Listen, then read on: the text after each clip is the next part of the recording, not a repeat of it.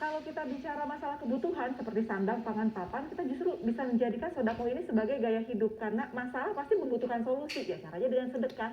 Nah, bagaimana supaya sedekah ini tidak dijadikan momen sekali yang diingat sesekali itu ajaib, tapi ini menjadi momen seumur hidup dan ini menjadi kita ikhlas bagaimanapun kondisinya kita bisa bersedekah. Silakan Umi. Iya, baik pemirsa dirahmati Allah, itulah sebetulnya tujuan dan cita-cita yang didambakan bagi kemaslahatan bersama. Kalau hanya momen-momen sesekali artinya itu kan tidak rutin. Nah, ketika kita jadikan itu sebagai gaya hidup, sebagai bagian dari sebuah kenikmatan, nah, rasakan dulu dalam jiwa ini. Rasakan dulu, karena gerakannya kalau kita melakukan sesuatu itu udah terkoneksi baik dengan diri kita, itu kan jadi enak.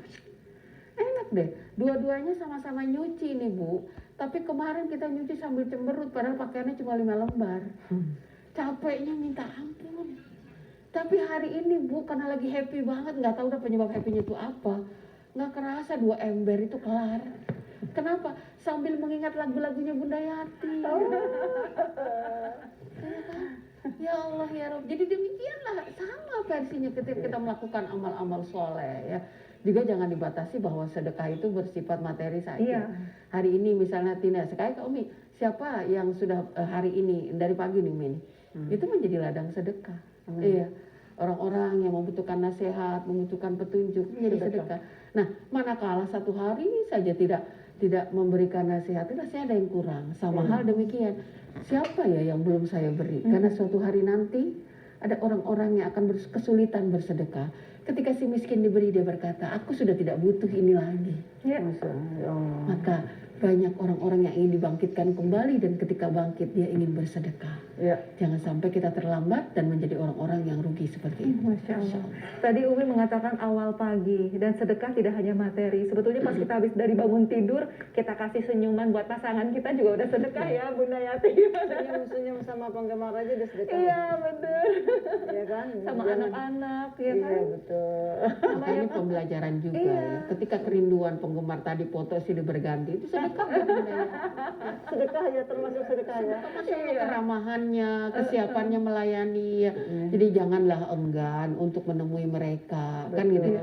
Karena ada pada posisi terkenal dia kan karena kontribusi mereka. Gitu, Masya Allah. Berarti Bunda Yati udah banyak sedekahnya dari tadi. Masya Allah. Masya Allah. Umi, tanpa terasa kita sudah di penghujung acara. Mohon ditarik kesimpulan sebagai benang merah diskusi kita pagi ini. Silakan. Baik, pemirsa TVRI yang dirahmati Allah Subhanahu wa Ta'ala, akhirnya kita sampai juga di penghujung acara. Subhanallah, karena kita bisa berada di dunia ini karena kemurahan orang-orang di sekitar kita.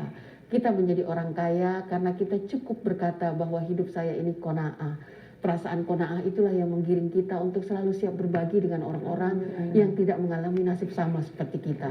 Pada saat mata kita memandang kenikmatan yang bisa kita raih ingin dibagi kepada orang lain, artinya energi sedekah itu sudah ada di dalam jiwa kita. Maka tanamkanlah rasa nikmat ketika berbagi.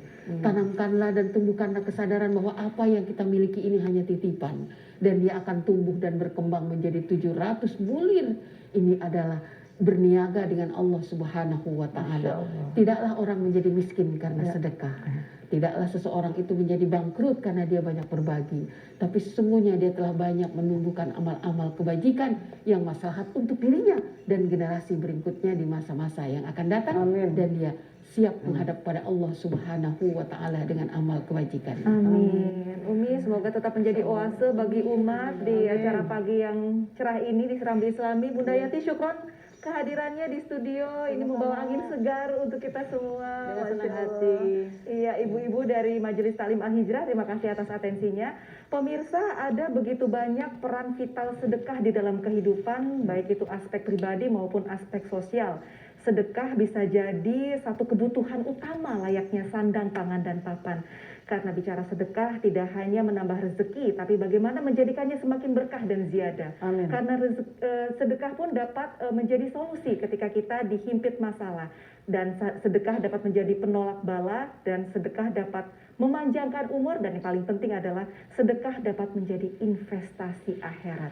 Mudah-mudahan kita termasuk golongan orang-orang yang giat bersedekah. Baik, untuk akhir acara mari kita sama-sama munajatkan keinginan kita dalam bentuk doa. Kita ketuk pintu langit, semoga Allah mendengarkan doa kita di awal pagi yang cerah ini. Silakan Umi. Baik pemirsa dan ibu-ibu yang hadir di studio, sebagaimana kebiasaan kita di sini selepas kajian, kita menutupnya dengan doa. Mudah-mudahan segala hal kegelisahan dalam diri kita ya bisa menjadi oasa sejuk dengan doa-doa ini. Segala persoalan hidup kita bisa Allah angkat dan bisa Allah berikan solusi yang terbaik bagi kita. Insya Allah, amin ya Allah rabbal alamin. Bismillahirrahmanirrahim. Nastaghfirullahaladzim.